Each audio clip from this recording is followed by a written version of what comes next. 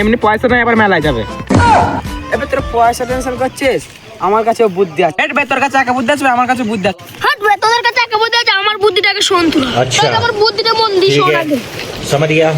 তুই আগে এখানে বস, দের বুদ্ধিটা শোন। ঠিক আছে, বসি। আমি ভাববো বা সাজবো, এবার তোদের বুদ্ধি বল, তোরা কি সাজবে? তোরা কি ভাবিস আমাকে বাপের কাছে যাবো 100 টাকা নিয়ে চলে আসবো, কোনো ব্যাপারই নয়। মাঠে করলে হয়েছে, চ করলে তুলতে চ, করলে 20 টাকা কেজি। চ চ। হ্যাঁ,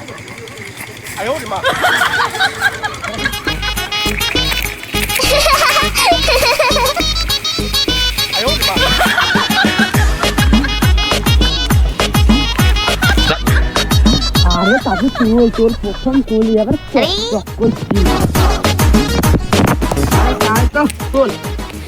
এটা কেজি প্রথম বই নিতে করলে হবে।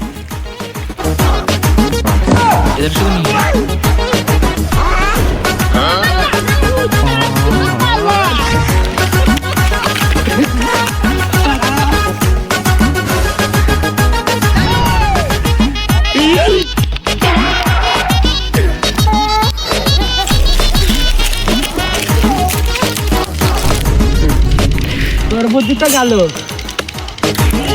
একলাই কলে তুলে মোট ভ্যান দিলে বিশাল কলে তুলে ফেলে দিস। চ চ চ।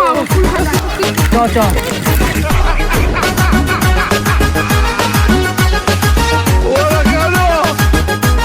তুই তো উঠতে পারবি না, দাম বাড়ছে, তুই বেশি খা। দে দে দে, ঠিক আছে ঠিক আছে, দে দে।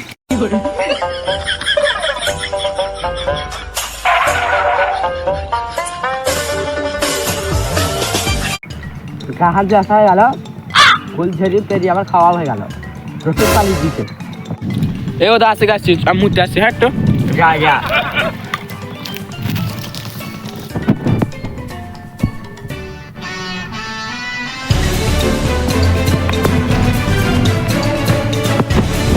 তোরা একাই কুল খাচ্ছিস, আমি বললি নি? রফিক আমায় বললো বলে আমি আহলাম। বস বস বস, দাদা নে কুল খা কুল খা, কাশি মুড়তে গেল, আসু।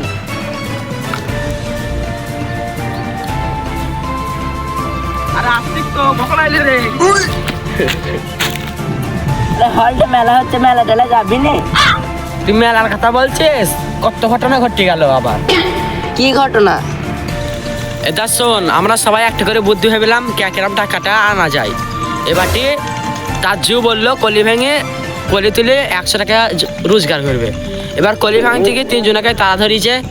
এবার পার্ট 2 এ আমি রফিকের বুদ্ধিটা সবার সামনে তুলে ধরবো। আরে বন্ধুরা, তোমরা সবাই লাইক কমেন্ট সাবস্ক্রাইব করে দাও। দেখা হবে পরের ভিডিওতে।